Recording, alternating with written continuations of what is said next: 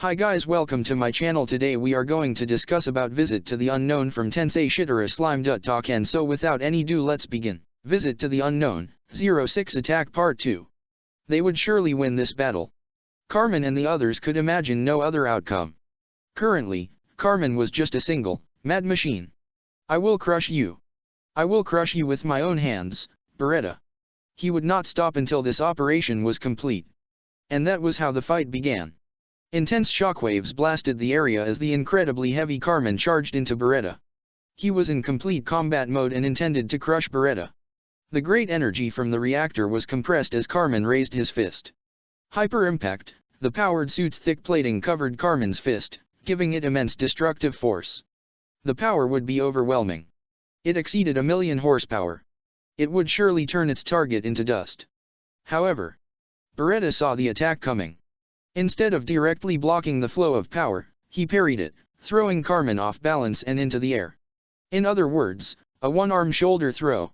They say that soft methods often trump brute force, but that was just an illusion. It was not possible to control the direction of Hyper Impact's power with just knowledge of how it worked. You would only get swallowed up with such lukewarm strength. So there was really only one reason that Beretta was able to throw Carmen. It was that Beretta's power reached that of Carmen's. What? He threw Commander Carmen. His subordinates were stunned. He had moved faster than the speed of sound. They would never have imagined that he would be stopped in such a fashion. Carmen was just as surprised. However, he quickly rose up and admitted his error. He did not like to admit that he had underestimated his opponent, but he now remonstrated himself for relying on his own power alone. Don't fret. He has combat arts. He is an expert that can react at the speed of sound. Avoid fighting him one-on-one or at close range, Carmen said without panicking. His subordinates obeyed, and they surrounded Beretta in an instant. As for Beretta, well, this is turning out to be quite a hassle. The lack of energy means that universal perception is not very accurate. The light, wind, heat, sound in my other senses. This fight will be harder than I thought. That's what he had determined just now. This was because part of his chest and both arms were not deformed by the heat and impact after parrying Carmen's attack. That meant that even with Beretta's physical attack nullification and natural elements nullification, that he had taken some damage. Had he been slower in reading the information, that blow may have been fatal. So the lack of energy was affecting him in those ways. And so Beretta used mineral manipulation to liquefy his body. It healed his body and protected him from attacks. Still, Beretta kept his eyes on the enemy. Universal perception, you say? Is that your sensor? It seems quite advanced, but can you dodge this? Carmen laughed confidently and signaled to his men. The four powered suits that surrounded him immediately went into an offensive posture. Their next attack would come in waves. On the surface, the powered suits could move at 3 times the speed of sound. It was the same as the murder dogs, but the internal conditions were very different. The powered suits were much more advanced when it came to standing still and then moving at full speed. But it wasn't just that. The murder dogs were not good at precise turns. It was like how jet planes were weak against attacks from the side, due to their structure. Sudden changes in direction would cause both the plane and the pilot to be subject to intense centrifugal force. While murder dogs were controlled by computers, they were not built to be able to withstand this from the side. On the other hand, the powered suits allowed them to move freely while going at a high speed. Of course, moving at 3 times the speed of sound would have an effect on the person inside. However, Carmen and the others were cyborgs, so there was no problem. They also had the aid of a support calculation device, allowing them to make the most of their speed and to synchronize with each other. Tisk. Beretta clicked his tongue as he dealt with their attacks. His arms and legs were not enough. And so Beretta used the ultimate gift, Deus Ex Machina, to take in the surrounding matter and create several tentacles that were thicker than his arms.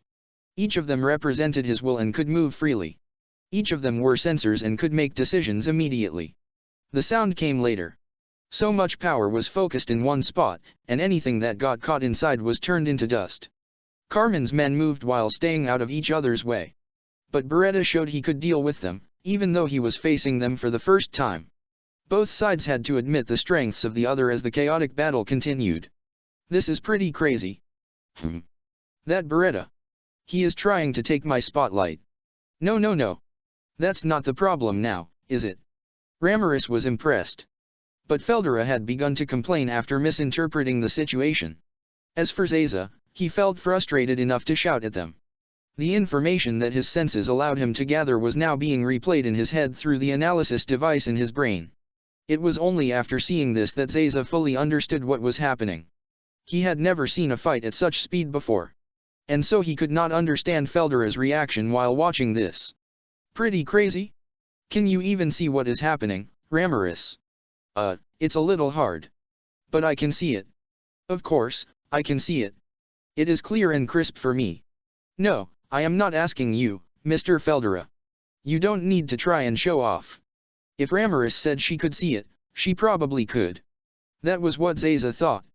He could not imagine how advanced she was, but clearly there was some unknown technology being used in her small frame. There was no room for doubt after seeing Beretta. Carmen's troops were like gods of death, and yet Beretta was fighting them without giving in an inch. This was much more than Zaza had been expecting, and he had to change his perception of Beretta. So a weapon that can take on the best of what the city had to offer had been made outside of the city laboratories. It was hard to believe, but had to be accepted. And this truth was a ray of hope for the resistance. Zaza thought. If Beretta was with them, then they might have a chance of winning with the plan they had discussed. Zaza could sense that he was becoming excited, and so turned his attention to the battle. Feldera looked at Zaza sadly. Why am I being treated like this? He thought. He continued to stare at Zaza, but was ignored. Ah, Ramiris. What?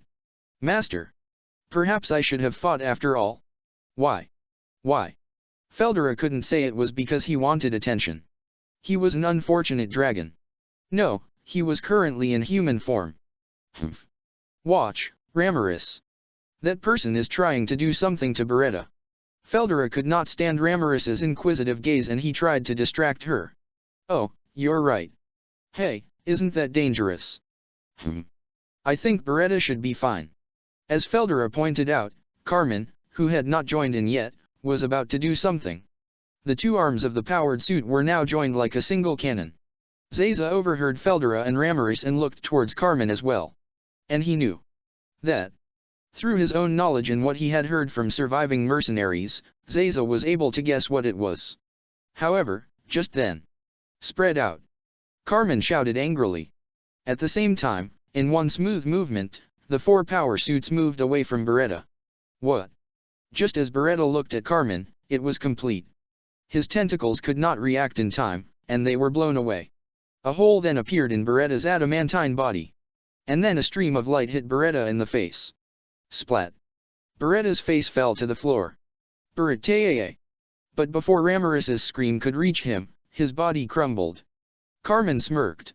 It was just as he had planned. No matter how strong the enemy, he had been sure of his victory. And it was so satisfying. Whoops. Did I just kill him? Oh, well. As long as we take the body back with us, Hiragi should forgive us. He said with a laugh. Carmen's plan had been to use his subordinates as a distraction as he prepared his most powerful main cannon. It was the neutron launcher. It utilized technology that could both accelerate and decelerate neutrons through arranging the high-frequency magnetic field. The neutron beam that was created in the nuclear fusion reactor was gathered inside of the cannon that was the combined arms. And then it was released all at once. The speed exceeded 10,000 km/s, it was close to the speed of light. Even if the atmosphere caused it to slow down a little, it was still not something that could be dodged. As for power, that needed no explanation. Regardless of your strength, it would be impossible to remain unharmed after being hit by the destructive force of the neutron launcher. There was only one way to deal with it. Stop it before it launched. Carmen was sure of his victory now, and he took out another cigar. Well, you fought well enough. I almost believed that my men could do it alone, but you fended them off. You made me use my trump card. And for that, you should be proud. He said, before laughing pleasantly.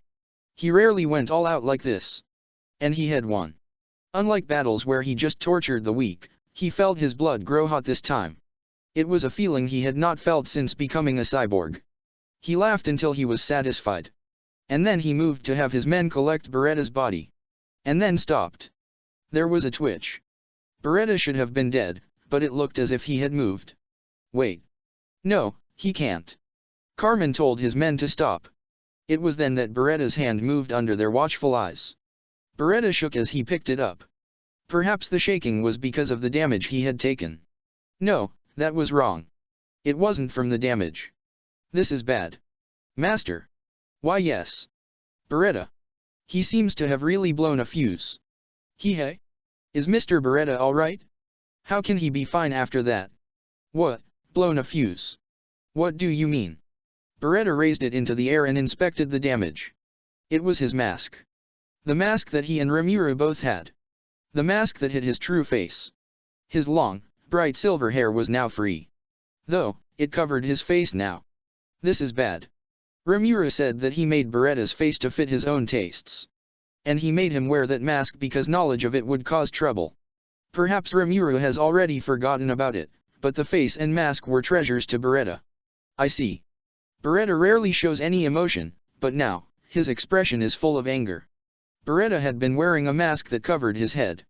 It was a mask that Rimuru had put on him and was meant to hide his true face. Beretta had continued to faithfully obey this order that Rimuru had playfully given to him. And now it was destroyed. Beretta's anger now exceeded his ability to hold back. It burst through in a second. Now, it was time for his revenge. Thank you for watching. Like, share and subscribe for more content.